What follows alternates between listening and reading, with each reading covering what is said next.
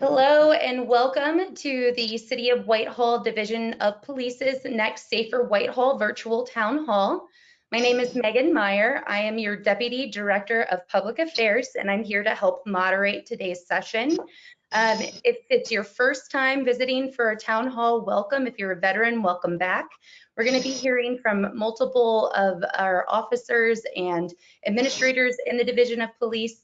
But today we're doing something special in that we really want to have you help us shape the discussion. And so if you look at your chat box, there should be an option to submit your questions to us for later. We're going to go through the first portion of the conversation and then we'll get to your questions. So please do, throughout the presentation, submit questions to that chat box.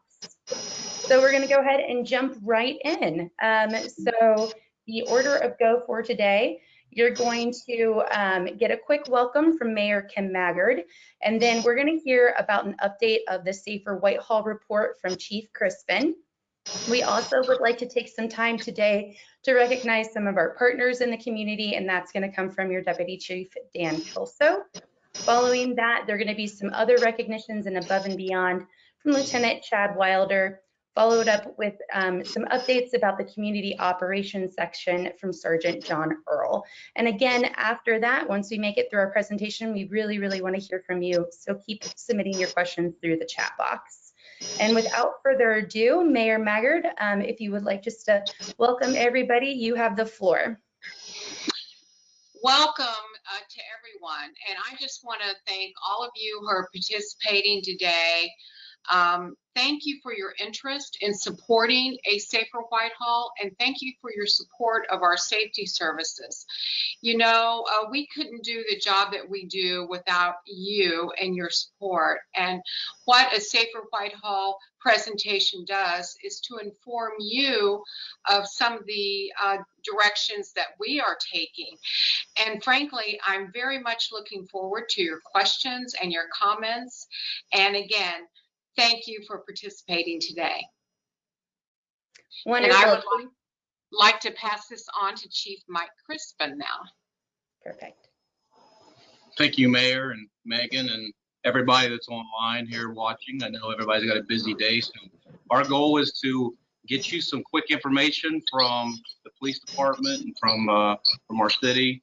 And then, as Megan and the mayor both said, it really is down up to you to sort of tell us, give us feedback and learn if we're in the right ballpark with where you're wanting us to go and if we're doing the right things as far as the community is concerned. What I'm going to do real quick, though, because with every one of these town hall meetings that we've done, as promised probably about 4 years ago when we started them, was to give you an update on where are we with the strategic plan that we had initiated in roughly around 2017. So we run through those real quick. I don't want to bore you with a bunch of statistics, but these are the things that we talked about 4 years ago, pushing 5 now. And that is, what does our crime look like in the city of Whitehall this quarter compared to last quarter? Now, I think we've seen enough reports to see that overall crime rate, overall violent crime, burglaries and robberies from 2017 is down significantly and has been anywhere from 30 to 40%, depending on which one you're talking about. But one of the things that I wanted to really look at is we're in a new strategic plan. So we've moved the strategic plan to 21 to 24.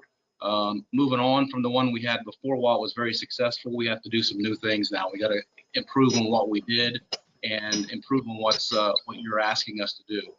So I'm just looking at the last quarter of 2020 or the first quarter of 2020 compared to the first quarter of 2021. These numbers you're looking at are the new strategic initiatives. So from that time period, if you've been paying attention in the news and things that's been going on in the community, there has been an uprise in things along the lines of domestic violence. A lot of that, I'm not going to make excuses dealing with COVID and things of that nature, but that did have some impact on, as we've heard throughout the nation, the county, and the state. But the domestic violence, family violence is up 45%. Our theft-related crimes is down 37%, and that's important to us. If you remember 3 or 4 years ago, if you were able to, or if not, if you could still go back and watch that, one of the things we've always said is that theft-related crimes theft is the root of most of our major problems, whether it's narcotics, violent crime, and so on. And so that's a trend for us that's important. We continue to do the blitzes and stuff, which I'll talk about in a second. Burglaries are up for this quarter. Robberies are up for this quarter. Violent crime is still down. Weapons offenses are significantly up, and it's a major focus for us right now. The guys and gals in the department are really looking hard to find the weapons that come near Whitehall or in Whitehall, and so those violations are up. A lot of that has to do with the activity around the crime, as well as the very aggressive nature of which our officers are taking towards ensuring that we keep that violent crime out of the city.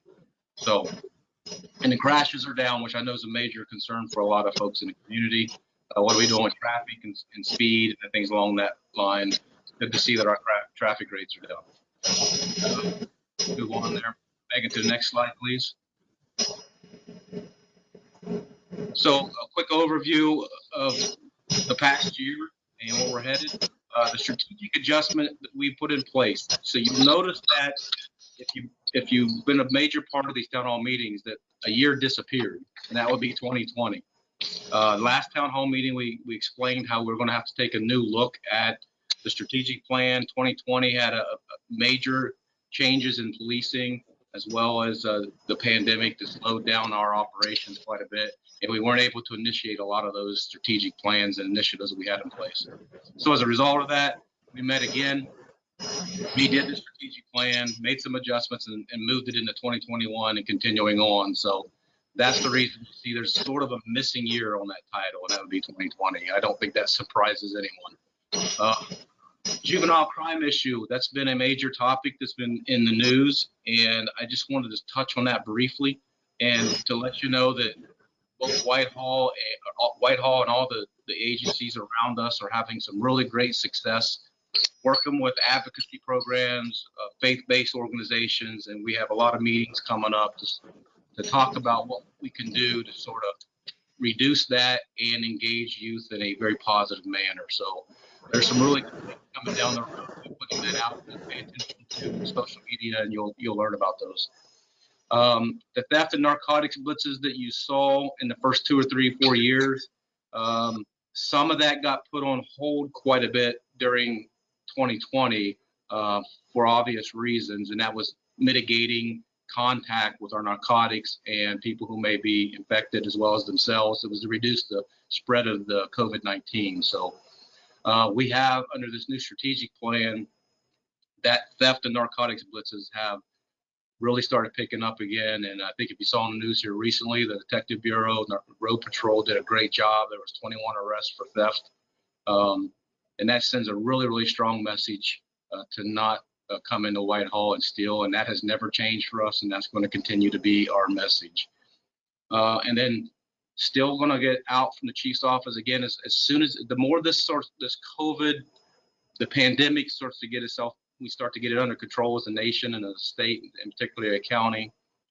We really want to get out into the businesses, out into the community even more on a personal level, and sort of discuss what type of partnerships and what can we do with the community to improve relations and safety. So that's sort of the theme of where we're going for the rest of this, and that is, what have you done today, or what will you do to make Whitehall safer? We've been saying that for 3 or 4 years. That is the definition of the Safer Whitehall Initiative. And so because of that, we're always talking about what we're doing and then leaving you with something that we suggest that you could do to make your environment more safe. Today, we'd like to take a little bit of a different twist on that, and we want to recognize those groups who have done a lot for us and this city to do exactly that, to make this a better place to live and a safer place to live, and to help those who need it. So, Megan, if you can move to the next slide, please. We have a few groups that we would like to award the Whitehall Police Department's Meritorious Public Service Awards that generally goes to members of the public who do things above and beyond to help the community, sometimes to help law enforcement, but more importantly, to make Whitehall a safer place to live and a better place to live. So next slide, please. One of the first groups I like to mention have been a partner, and you can notice Mayor Maggard and all of them up there in that photo cutting the ribbon a few years ago on the Center of Hope's Victory Ministries. Lloyd and Janice Craycroft and their team, I believe they're on here. I know we can't see them. But I like to thank them for what they do. They are unbelievable partners, not just for the city, but the city government, but for the city and the community itself and the surrounding areas. So I stole a couple things off their website because I think they're powerful for what Center of Hope likes to do and has committed to do for this area. They say they believe in solutions. Solutions exist and are determined to find them. If you've spent some time down there with Center of Hope, you know that's true. The things they've done for this community, from emergency services, counseling, free medical clinics, food, clothing, and shelter. Lloyd, Janice, and your crew, we can't thank you enough. On behalf of the department and the city, we would like to recognize you and your team. Later on this year, we hope that we can have our awards banquet in December. But all the awardees are invited to that, and they will be issued this award from the police department. So Center of Hope, all of you, thank you very much for what you do. Next slide, please. Now, these folks that are on here, I don't know if they even knew I was going to do this or not, but these are our chaplains. These are our police department chaplains. And a couple town halls back before COVID, we introduced Kerry Cosberg, our rabbi or our chaplain, to our team. So he's the newest member. But him, Toby Cameron, Daryl Hammock, these three individuals do things for our department and the community at their own expense, not only financially, but time-wise. If there's a trauma in the community, they come out without us even asking quite often. And if there's an issue that happens within a department, they show up helping officers. Some of them are part of the critical incident and chronic stress team that we have here for officers in the community. They're involved in counseling. And I believe they're examples of changing hearts and developing character. That's what they do within our department. And that's what they do where they do their normal day job, as well as what they're doing in this community. So all three of them are going to receive an award from our department. And that's a very, very, very small token for all these awardees, to be honest. But publicly, we just like to say thanks. And so Daryl, Toby, Carrie, thank you so much for what the three of you do for us and the community. Megan. So next, I'm going to introduce and let Deputy Chief Dan Kelso. He has a couple more people that have been really working closely with him in the area. So, Deputy Chief. Thanks, Chief. Good afternoon, everyone. There's a couple organizations today I'd like to recognize. The first one is called Compassion's Way. The founder and CEO is Roberto Rice and his wife, Salima Rice, Director Carrie Caldwell. This organization, you'll see some stats up here on your screen. This organization works to empower and inspire hope for the homeless and underprivileged individuals in our community. One way they do this is through outreach events all around the city of Columbus. They supply meals for those that are needing clothing, anything that people need. This organization finds a way to supply it. They held one of their outreach events here in Whitehall during the height of the COVID pandemic on August 22nd, 2020 over at John Bishop Park. It was a drive-through lunch giveaway, and the organization gave away 1,000 free lunches that day. And this was good stuff. This wasn't just quick stuff. This was grilled up hamburgers, hot dogs, chips, drinks, kids meals, ice cream, all kinds of stuff. And the line never stopped moving, and they never stopped cooking. It was really a great event.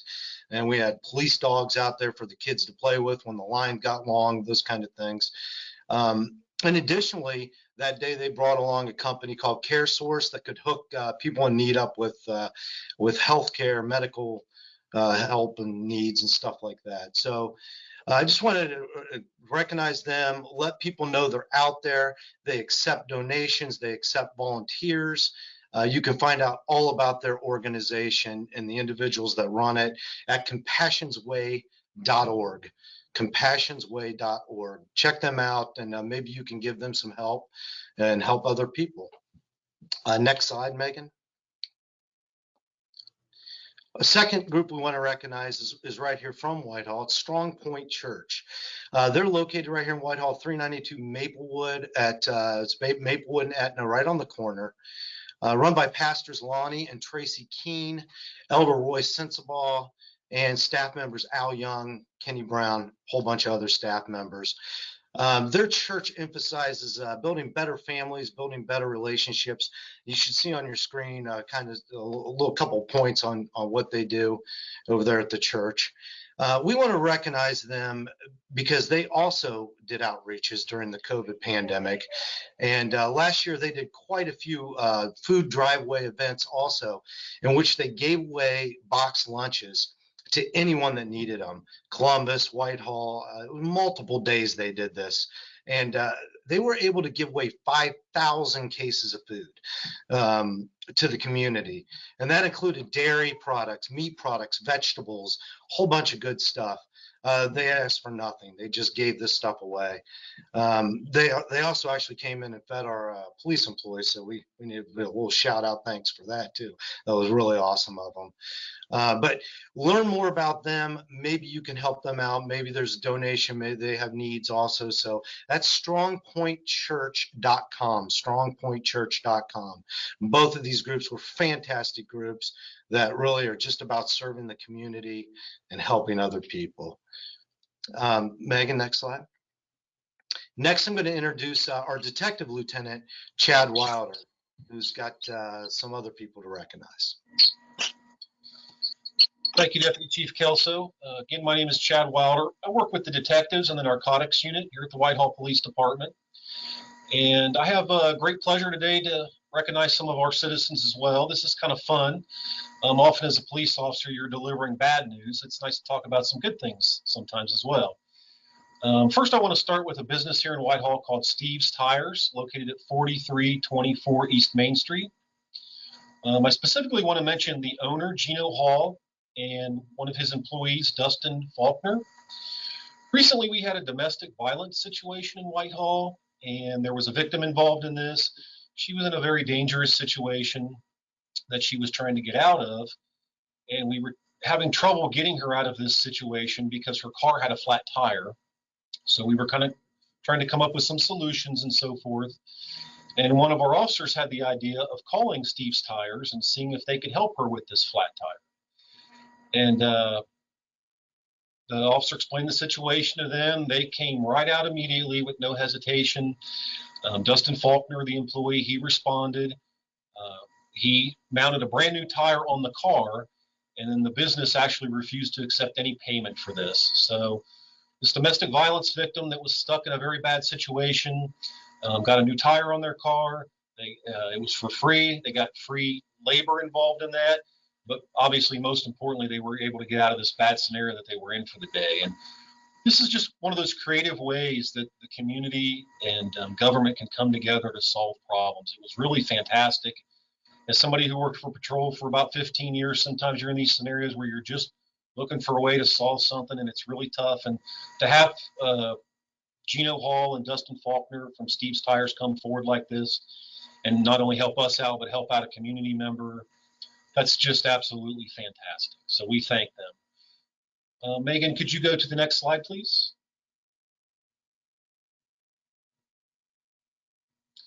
If you can go to the next slide, Megan.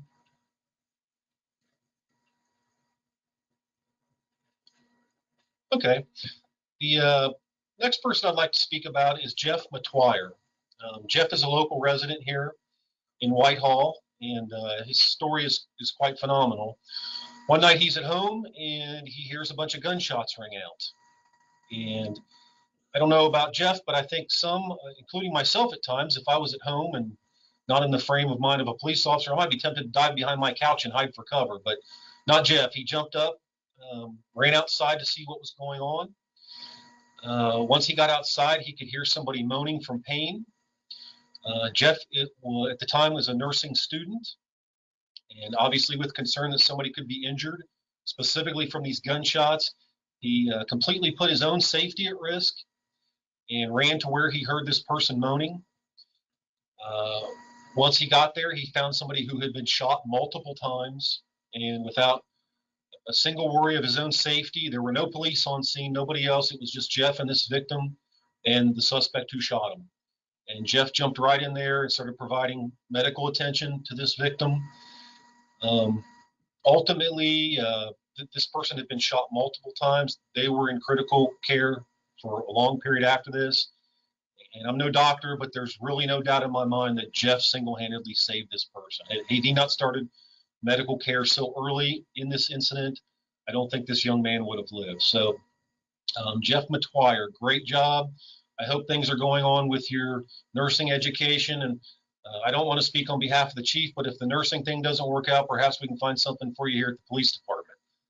That's just the kind of stuff we love. So thank you, Jeff Matwire, Gino Hall, and Dustin Faulkner, people in the community of Whitehall that we really appreciate. And you can move on from here.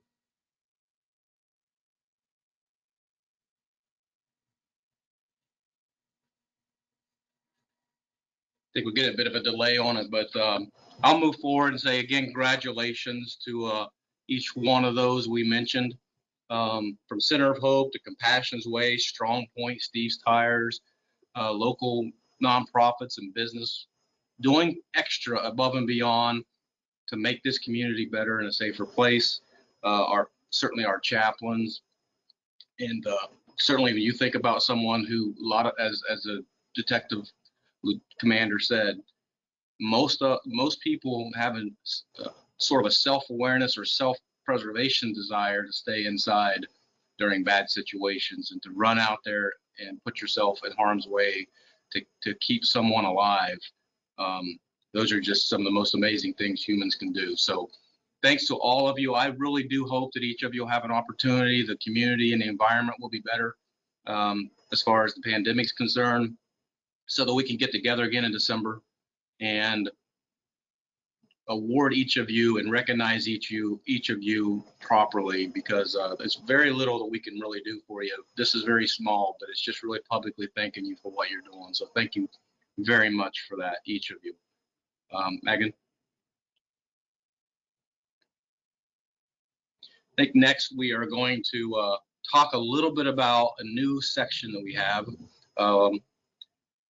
And we have a new sergeant that's actually going to oversee that section, and that's Sergeant Earl, and he's coming up next to talk about this position, what it's going to do for the community. Sergeant Earl, I'm going to let you introduce the whole section and sort of give the community an update on what this is going to do for making this a safer Whitehall. There it goes. All right, I think I'm on now. Hello, everybody. Thank you for joining us today. My name is Sergeant John Earl, and I've been assigned as the new Community Operations Sergeant, which is a new position created here at the Police Department. I'm going to explain a little bit about what myself and the Community Operations Division will be working on this year and moving forward.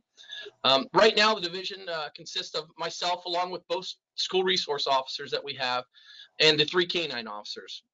I'll also overseeing the bike unit that we're getting back up and running. I'll talk a little bit more about that in a minute. And then we fall under the direction of Deputy Chief Kelso. So right now, this new position, I'm going to continue still as a public information officer, putting stuff out in reference to press releases to the media. But I'm also going to be working on our with the criminal analyst unit to be working on our social media platforms, such as our Twitter and our Facebook page. Those are just really good platforms that we're able to get information out really fast to the public to let them know what's going on. I'm also going to be working on some good things that the officers have been doing at our department, just to get it out there and let people know what we're doing and what we're seeing on a day-to-day basis. I'll be also taking part in any community watch programs in the city. I recently actually just attended one over in the Langport subdivision for my first community watch. I don't know if any of them are on here right now, but I really enjoyed myself and meeting everybody and taking part in what they had going on. So that was fun to get one going already. Another job duty that I'll be having is handling any traffic issues or complaints that we have in the cities. and then directing crash reduction patrols in that area. So, for example, if you're having any issues with speeding in your neighborhood, we have radar trailers that I'm sure a lot of you have seen around the community already. We also have some that are covert, that are hidden. And what those radars are doing is they're collecting data for us, and we're bringing it back to the police department, and we're verifying the complaint that you have, and we're seeing the times of day that these are happening. What I'll do then after that is actually set up directed patrol for those times so we can take care of these complaints that we're doing.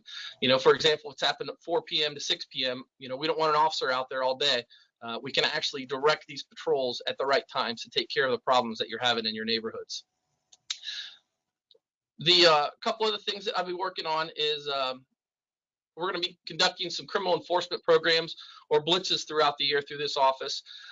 Right now, an example would be that we're working on a program. I know the chief talked about the theft problems that we have in Whitehall that we've been trying to curb. We're actually working on with local businesses to start up a steal here, end up here, referring to if you're going to come into Whitehall and steal, you're going to go to jail. You know, our goal is to use the social media advertisements and most importantly, word of mouth on the street that, listen, if you come into Whitehall, you're going to go to jail. So hopefully we get that up and running here in the next couple of months. But I know that's something we're working on. This office is also going to be organizing all the special events, working with Megan, including 4th of July, the Food Truck Festival, National Night Out. And a big thing that I've started working on is working with our parks and Shannon Sorrell to get officers out there as much as possible and to be around in the parks no matter what's going on, to have, you know, take our bike patrol unit and send a couple of officers out there for, you know, music in the park or movie night, and just let people know that the officers are going to be out there. And when you're on a bicycle, it's way easier to stop and talk with officers and see what's going on. So I know all of our bike patrol units pretty excited to get that going. Another big thing that we're going to be organizing is our Shop with a Cop program. So a lot of you, if you're not familiar with the Shop with a Cop, but we focus on the underprivileged children and families in our city, and it gets our officers out with them during the holidays and actually physically shopping. We also allow the parents to come later on and do like a secret shopping so that these kids have something to open up on during the holidays, and the kids have no idea until they come home. I had a really good experience with this past year of one of our local kids who actually came running up to me at the Chipotle when I was getting lunch, and he was so thankful that we got him signed up for that, and he had a blast with it. So it was really neat. But I can tell you that, you know, in 2018, we started with 2 families and had 11 kids that were able to take part in this. And then in 2019, we had 3 families and 9 kids. Both of these years, we were able to spend between $2,000 and $3,000. But due to some extremely generous donations from some of our local businesses, such as Right Rug, Oscar Larson Company, Walmart, Kroger, for example, in 2020, we were able to help 14 families and 29 kids, and we spent over $10,000 on them. So they were able to have one of the, you know, like I said, the best Christmas they've ever had, according to one of my buddies over here in the city that I talked to. A few more goals that we're shooting for in 2021. Hopefully, as long as the COVID protocols allow us, are so far we've already scheduled a youth police academy through the schools. It's slated to start in the first week of June. The academy is going to be for high schoolers, ranging from freshmen to seniors. It's about a week long, and it covers a variety of topics. We've slated instructors from the State Highway Patrol, Department of Natural Resources, and our Division of Police. So if you have any young people in that age range, please reach out to myself or any of our school resource officers to get that going. I believe we have around 20 registered for it already. The next thing, our school resource officers in this office are going to be working with the Franklin County Juvenile Diversion Program. And this is going to be for any young offenders in our city, but this is going to get our officers involved directly with these kids to help them out, other than just putting charges on them. We're going to work with them, check in on them, and follow up with them to make sure they're getting everything they need to succeed moving forward. And then lastly, we're also setting up a couple of bicycle rodeos for our young people in the community, probably going to coincide with some events going on in the parks. Our goal is to set up this bicycle registry, inspect and fix any bicycles that are being used by the young people, as well as issue some free helmets that we've already obtained, and then to teach some overall bicycle safety. I know there's going to be a lot more coming out. This is the first year, so we're pretty excited. I definitely want people to know out there that if you're having any issues, please contact my office directly and ask for me. we're eager to get going and get any problems that you have fixed right now. So, Chief, I think I'll turn it back to you. Well, I think first off, Sergeant Earl, thank you very much. I think if you're paying attention there, you now know why we made Sergeant Earl a PIO. He's very good at what he does and very, very passionate about what he's doing. And I'm looking forward to a lot of those changes in the community. Sergeant Earl, I think it's going to be some good stuff. And I hopefully anybody has some good ideas in the community to reach out to you. You gave them your contact information is on our website. You just call the police station and we'll hook people up with you. This is going to be some good stuff. And we're looking forward to seeing how that turns out for you and your section. So thank you very much for that. Megan, I know you sent me a text and lost your internet, but it looks like you're back. So I know the next. did. Can you guys see the screen okay now? I'm so sorry about that. We do, I think. If you can move the next slide, if you are able to do that. All right. 'Cause I think- Perfect. Technology is so fun. We'll be in person again one day for sure. So, Absolutely. Well, as Chief, we- are you ready for some questions? yes, I just want to say as we wrap it up, we really like the idea of being able to tell you what we're doing, but really the whole point for these town hall meetings for us is to hear from you. And so, Megan, I really do appreciate you moderating this for us. And if you have any questions or you've got anything, we certainly would welcome. Yeah, absolutely. We have had a couple of questions come in here during our live session. So to anybody who's still watching, I'm going to encourage you to keep submitting those questions, whether through the question box or through the chat box. I also have a couple questions that came in over email while we were on. Chief Crispin, and to your team, the first question is, in regards to people who impersonate police officers, I watched the video last week about the man that was impersonating a police officer on East Broad Street. What are those things that a citizen would need to ask if ever pulled over or approached by someone saying that they are a police officer? How would I be able to tell the difference between a real officer and a person who is not a real officer?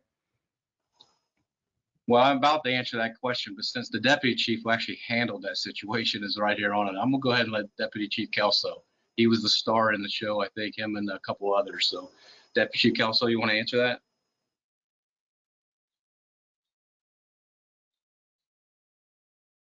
Can you hear me now? Okay, in most cases, you're going to see a police car that looks like a real police car. If you watch that video, you could tell that car right there didn't really look like a police car. There was no wording, there was nothing on it. The fake guys aren't going to have a full cruiser like you would see. Now, there is some real concerns, say, if you're pulled over at night with a plain car. That is something that most police officers don't do unless it's some kind of covert operation involving narcotics or some kind of major thing. It's going to be more than one car, that type of thing. So what we've told people before is get on your phone, call the police department. Are you trying to pull me over? And then if you're close to our police department, pull right into the front of our police department if you're that worried with a COVID car. But otherwise, unless the chief's got another idea, I mean, the real police officers look like real police officers with real police equipment. And if all you gotta do is take a minute to look at that video, and you'll see exactly what sparked our interest in that guy, which was he didn't look like a real police officer and didn't have a real police car. Yeah, I think you're right on, Deputy Chief Kelso. I think it's important in most cases. I can't say all police across the nation would respond exactly the same, even if they were a police officer. But a professional police officer, if you were to say, if it's not a traffic stop, but they're out on foot with you, and you question it, it would simply ask, "Can I speak with your supervisor?" That's going to get you another officer at the scene, and that's going to help you confirm that that's an actual police officer. If you're driving down the road and you just don't feel like the lights that come on behind you look like normal police lights, drive slow, drive safe, head towards the police station. If there's not one new or nearby, call 911 and say, "Hey, I've got someone trying to stop me. Can you confirm this is actually a police officer? I'm given things that have been going on in society. I'm just afraid to stop at the moment." And they'll make contact with the officers at either department or them directly and let them know that you either really are a police officer and they can pull over, or get someone else there to help you out.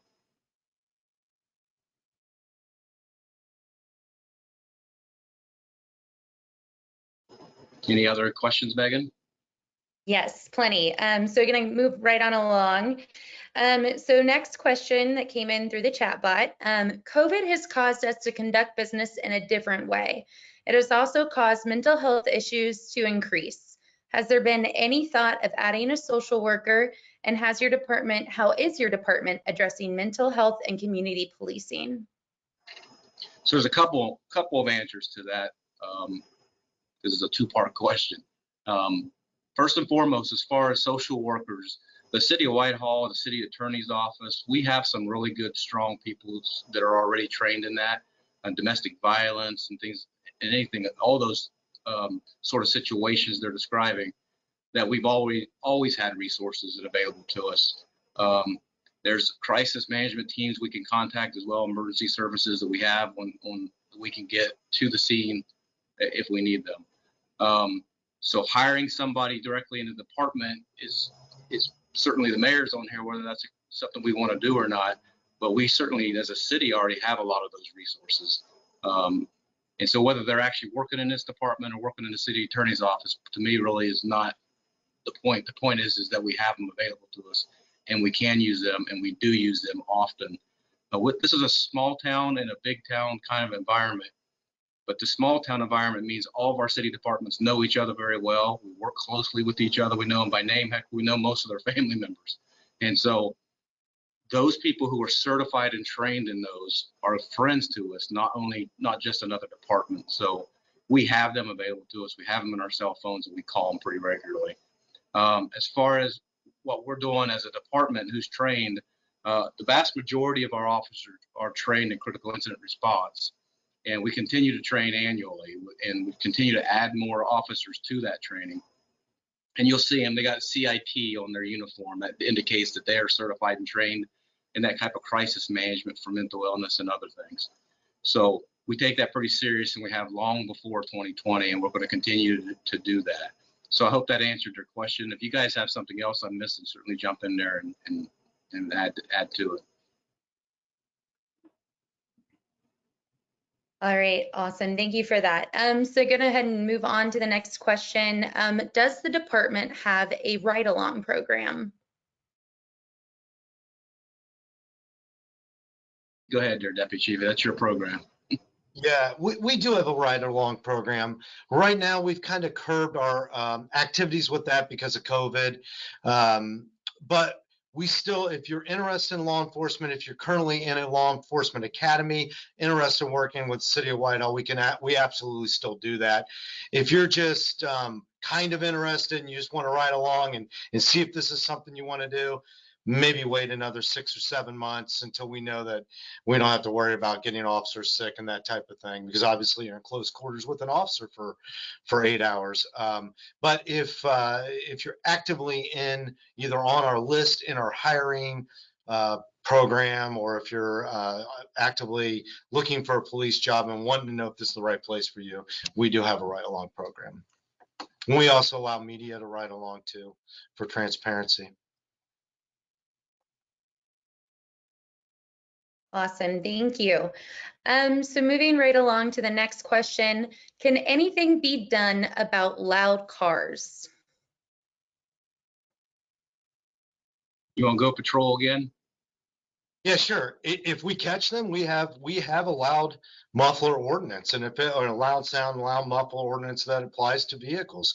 And if we see that and we hear that, it's just like any other traffic violation. We do need to witness it. Someone just calling and saying, I think my neighbor's car is loud, but we can't witness that and see it and physically write them a ticket, then there's a problem. But we do write those citations, and we do have that ordinance, yes. Great, thank you. So this is a bit of a long one, so bear with me. So I recently read the strategic plan, and it shows that the department is working on strengthening your culture of accountability. What does that mean? Well, that is it's a long question. It's a long answer too, so I'll keep it as short as I can. But what that means to us is this year in this 2021 to 2024 initiative, the theme of it is excellence in policing. And that's sort of been part of our strategic plan since 17. But this next 3 months, or excuse me, the next 3 years is going to be directed specifically at being the best officer that you can be, or the best employee for the city that you can be. That's everything from community service to being respectful and professional in our interactions, customer service, as well as, and this is very important, we believe, holding ourselves accountable to a much higher standard than what we every year than what we did the previous year. And that comes in many, many different forms, and everything from ensuring that we are serving the community correctly in a standard that is expected.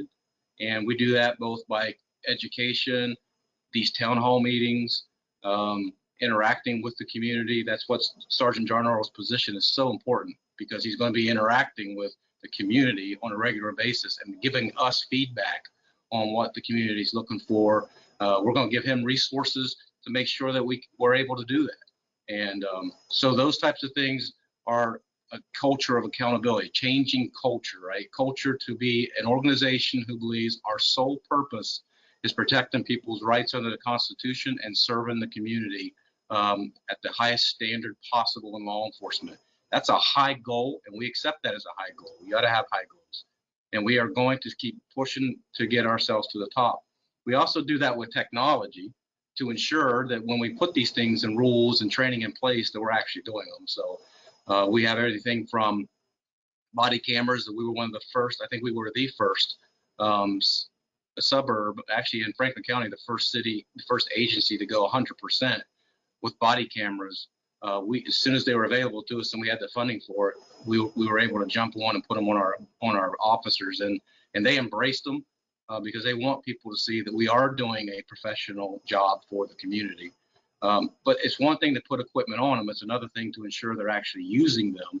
And so we use technology to ensure that we are using them as the policy requires and dictates, and additionally making sure that we consider officer privacy or individual privacy does not trump the community's need to see what's going on with their servants, their public servants. And so we have our system set up so that if there is a critical incident, even if the officer forgets to push the button or to turn it on, we're able to still create that recording. And so we always have it recorded. So just little things like that we're putting in place to make ourselves better, ensuring that we are trained in implicit bias, ensure that we have technology that's checking to ensure that even when it's not intentional by an officer, which is what implicit means, that we are flagging ourselves if actions or behaviors start to look bad or start to mistreat or misappropriate resources towards certain demographics. So that to us, that's what culture means. It means working hard for the community, holding ourselves accountable to the little things so the big things don't happen. That's probably the shortest those guys have ever heard me explain that. Well, I certainly thought you did a great job.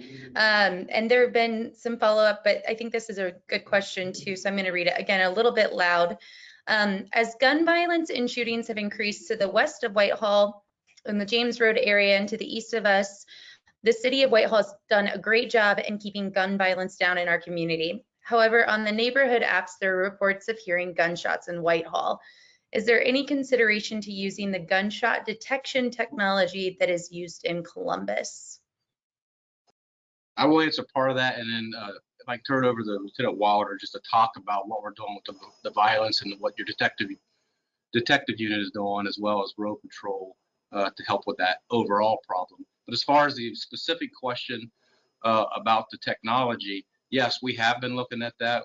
We've looked at what Columbus is doing. We're fortunate in that we have Columbus PD, who has a very large budget, very large sections who can do a lot of testing of equipment and things of that nature, so that we don't have to put a lot of money into something in research and development and then have it fail and have to turn around and spend additional money to fix that.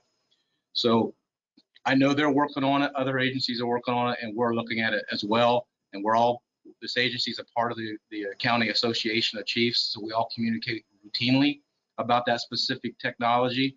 And as an entire county, we're looking to see where can we put this in, how does it work, and is it efficient? So yes, we're looking at it. Have we budgeted it or put some money into it? Not yet, because we don't think that we, as a county, solidified the process yet. Hopefully that answers it. Lieutenant Wilder, can you talk about what's going on, how you're handling? You guys are doing such good work and dealing with the violent crime to keep it out of the city. So. Thank you. There's a variety of things that we do, but just to mention a few. For starters, we're like any other investigative division where we receive a case of a shooting or a violent crime. We work on that case till hopefully it's solved. One of the biggest things you'll see from us, though, is once that case is solved, it doesn't go in a file and we wait till the offender gets arrested. We are very active in going out and locating these offenders immediately. So, for example, if we were to have a shooting today and we were to develop a lead on who that suspect is, we would literally drop everything that we are doing until that offender is either in custody or until we've exhausted all of our means to catch that offender. And so what that does is it helps keep down the repeat offenses as well. It's rare for some of these people to commit one crime and then move on. They tend to commit multiple crimes. So the quicker that we can get them in custody, the better off the city is and the safer the city is. So that's one thing we do. We make it a high priority to catch these offenders when we know who they are. The next thing that we do is we do these crime blitzes. And these are a partnership between patrol and investigations where we're not sitting around waiting for dispatch calls to come in. We're going out and seeking out criminal activity.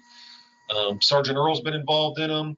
Deputy Chief Kelsey's been involved in some of these things. I think the whole department at one point or another has been involved in some way, shape, or form in these blitzes.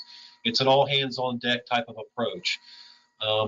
And it's just going out there and being proactive. So that does a couple of things. One thing, it actually results in real arrests, putting real criminals in jail. Just to give you one extreme example, during a crime blitz we had just a few short weeks ago, had we not been doing this, this would have never happened, but we were out on this blitz. And so everybody's out looking for things, looking for criminal behavior and so forth. One of our people spotted a stolen car. We subsequently made apprehensions on the people in the stolen car, and 3 out of the 4 occupants were carrying loaded firearms. Now, you certainly can't predict the future, but I find it hard to believe that something bad wouldn't have come out of that scenario that night with 4 people rolling around in a stolen car and 4 of them carrying loaded guns. And we didn't have to fire a shot. We didn't have to use any force. Just through good tactics and a good approach, we were able to safely take these people into custody and get them off the street. So I think those blitzes have a lot to do with taking a proactive approach. And then one last thing we do do many things, but just to name these 3, when we issue awards, we go out and get them right away, number 1. Number 2, these crime blitzes. And then number 3, something that we do is we have a regular offenders list. Every community has a certain number of people that are committing a bulk of the offenses. So we are keeping track of a lot of these people. We actually have personnel assigned to keep track of this and keep it updated. And about every month, we're checking out these people. Do they have warrants for their arrest? Are they wanted by other agencies? And instead of waiting till they commit a crime and then we have contact with them again, we actually proactively go out and seek out these regular offenders and take them into custody before they commit another crime. And I think those 3 things really help to keep some of the crime rate down in our city. Great, thank you. Chief, we had a follow-up to that earlier question about accountability.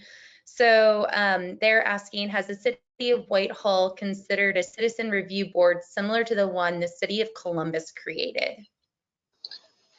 I'm not so sure how similar it would be to the one Columbus created, or it could be similar. It's unknown at this point, but I do know, the mayor's on here, the council passed a resolution that would indicate we would have a civilian review board.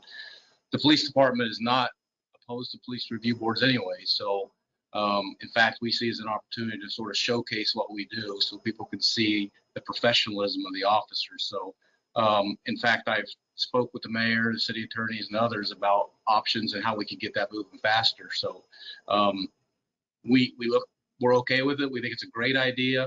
I think the closer it is to the citizens and how the review process with their police, the relations with their police, the transparency that comes with those types of things, we're all about that. So we think it's a good idea, and we're not opposed to it. And it's just, you have to work through the process. And my understanding, there's some legal things that still have to be worked through to get it put in place. But this city will have one.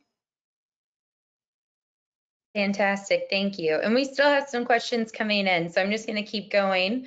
Has the city of Whitehall looked at offering mental health first aid classes? This is one, as far as first aid classes, this is one we haven't done at the police department that I'm aware of, as far as first aid is concerned. We have, again, I mentioned earlier, and you guys, if I'm missing something, jump on for sure. But from my understanding and my experience, we are very fortunate with all the resources that are around us. Right? We have the fire department, again, right across the road, another agency that the department's really close to working with this police department.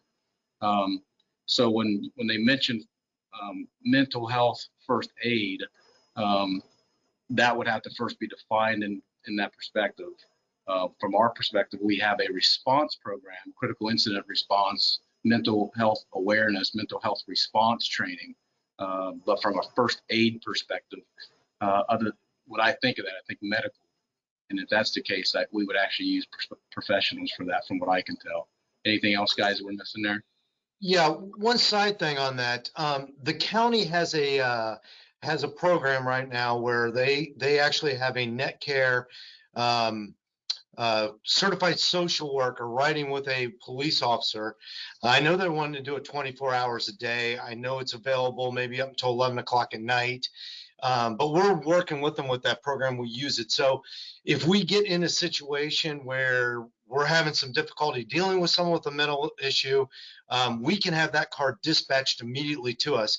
And it's a police car with a police officer with a net care access person working right side by side. And we immediately hook them up with, I guess what you would call like a first aid mental health situation with that professional.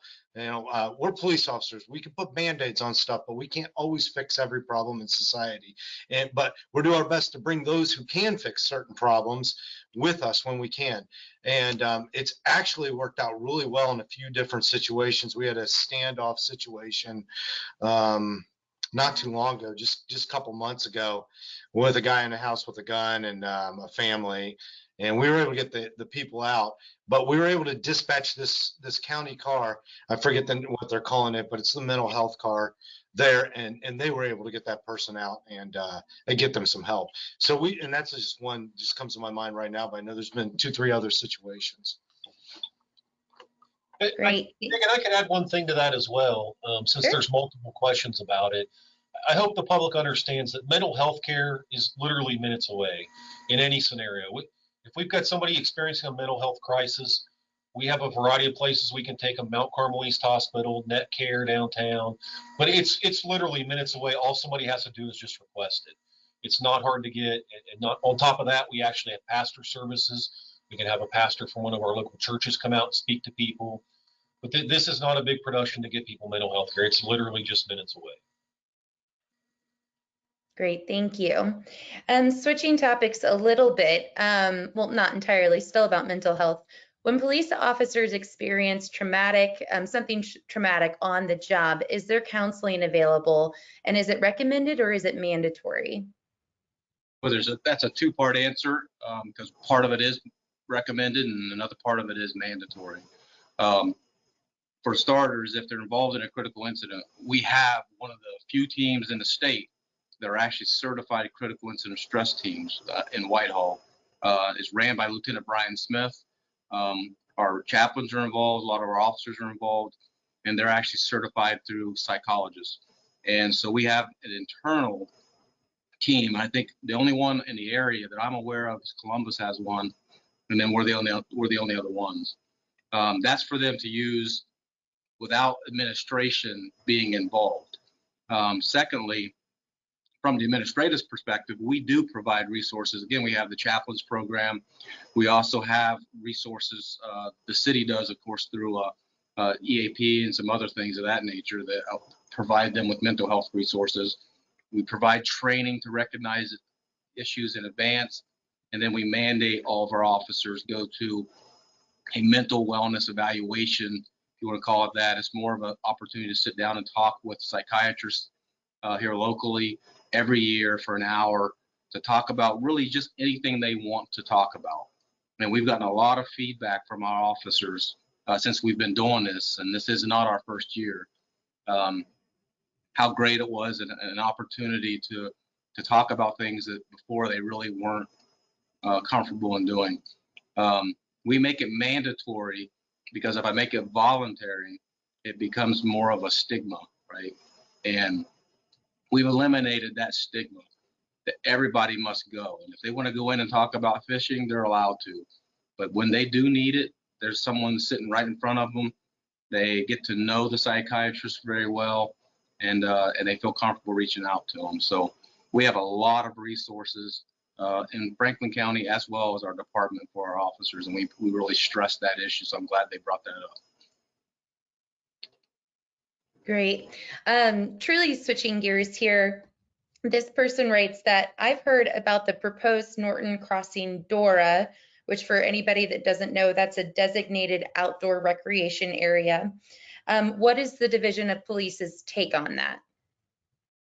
I think it's a great thing. I'm gonna answer real short, and then I'm gonna turn it over to Sergeant Earl, because that seems like that's something that he can have an opportunity to use his section in. But as far as I'm concerned, any of those types of improvement to the city are great for the community.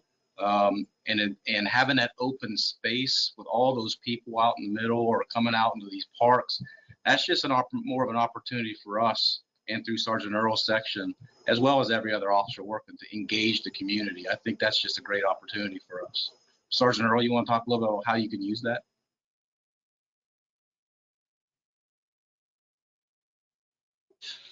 Yeah, especially it's exciting for that new Norton Green area. That's just a big open green space. And with everything going on with COVID right now, you know, what can go wrong with, instead of having people indoors all cooped up together, you're actually in a big open outdoor area. That there are still some restrictions that are involved with it. It's not an absolute free for all. I'm sure the mayor would agree with me on that. But it's you know, that's the first thing I pictured when I heard about it, is how great it would be over in that Norton Green area, and something to go with that. So. Great, thank you. And I know we're getting close to our time, but I did have another question, Chief. This person was referencing your presentation earlier, in which you said that there's been a recent increase in crime. So they asked, what can our community members do to combat those recent increases in crime? Well, this is an opportunity that I'll give the overarching answer, which certainly right now, if you're looking at your screen, you see it, right? The Safer Whitehall, what will you do today? What a perfect question to end this, right? What will you do today to make Whitehall a safer place? But from a 50,000-foot view, it's really working and communicating with your community members, right? Your neighbors, being aware of what's going on around you, helping out your neighbors when you need it. You just saw from the very beginning of this how we went right through a slide of different great organizations, individuals doing different things to make Whitehall a better place and to take care of your neighbor. You know, it's that greater love kind of thing, right? Taking care of someone else besides yourself. But certainly, you know, I'll let these guys talk about some of the different things that they say repeatedly about locking your doors and don't let your cars run and all. I mean, we could go on all day about some of the very common sense things that are helpful, yet we understand why when it's cold, someone wants to let their car warm up. But in an environment where people are stealing vehicles, that's probably not the thing to do. Even though Whitehall has been very fortunate, we took a big hit there for about a week or two with stolen vehicles. We engaged in a program with other departments, and we were able to push it, for the most part, away from our city in ways that others are looking to emulate what our officers have done, from the media to other agencies. So any one of you want to jump in there, Deputy Chief or Lieutenant or Sarge, want to talk about some of the different ideas and things from your particular sections and what people can do to make this place safe?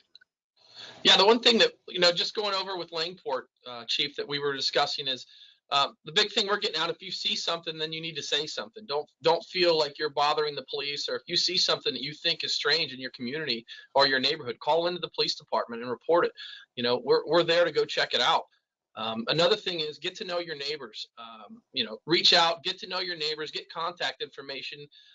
That way you can shoot them a text and say, hey, I just saw somebody walking in your backyard. Is somebody supposed to be over there? Is somebody not supposed to be over there? You have instant communication on your cell phones nowadays, or that you can just get the answer that you need, whether you need to move forward or whether you don't feel comfortable moving forward.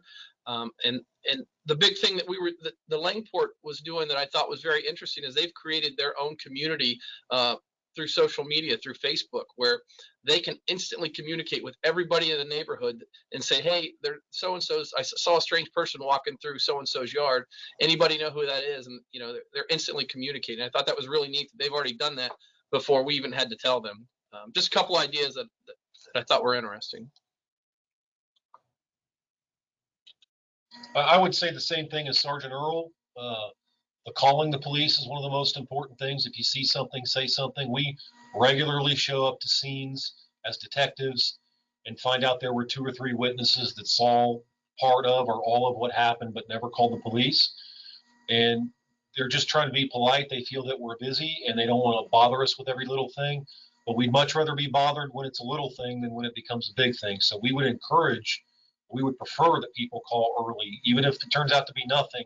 We can determine that on our own before something goes wrong. Then I will also add, again, not talk all day on this topic, but just quite simply lock it or lose it. It is just a good motto to live your life by. Lock your doors, lock your car, or things tend to come up missing.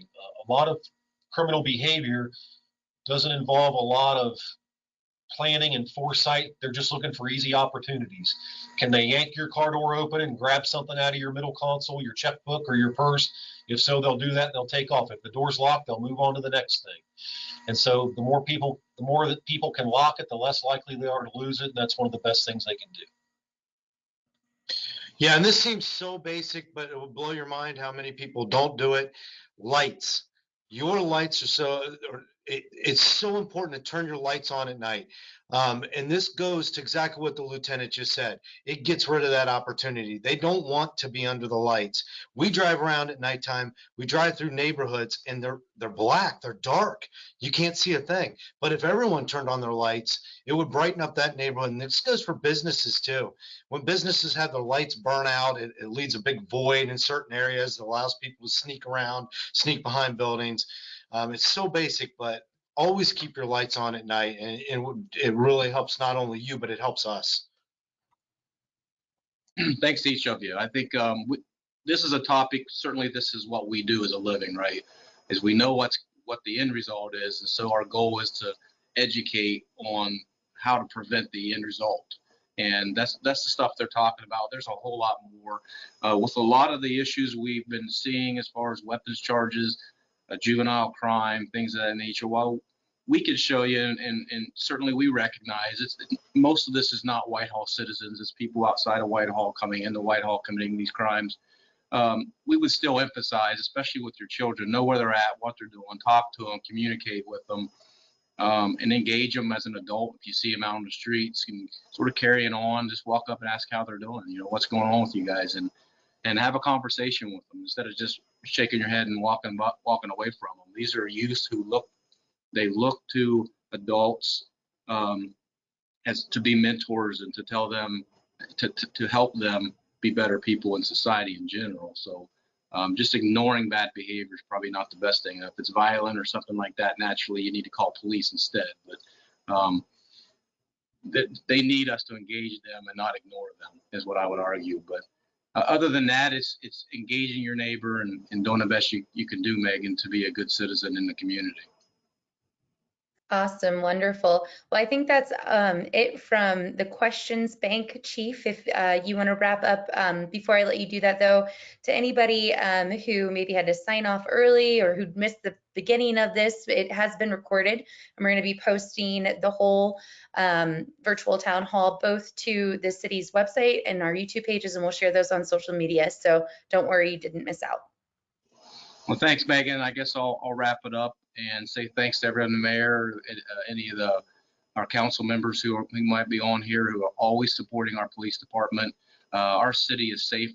It's safer and going to continue to get safer because of the support we receive both from our elected officials as well as from the community itself. So as the theme of this was what each of you are doing to make Whitehall safer, I will end with this, and won't surprise a lot of folks who know me, but I will end with this and say an old Marcus Aurelius kind of thing, you know, and it's been butchered different ways throughout history, but here's my version of it that I like, and that is that what you do in life echoes in eternity.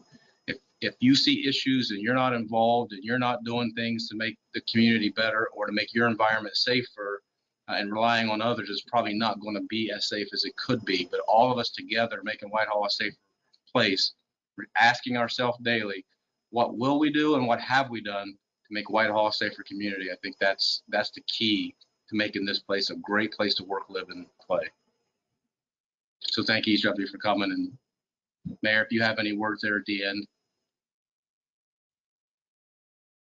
I'd just like to thank everyone again for your interest and your support of the Whitehall Police Department and our community, because I believe that we're all working together to try to make Whitehall safer. And thank you for your interest and your questions. You asked some really good questions, and I appreciate it very much. Thank you so much for your support and the love that you give to Whitehall. Thank you.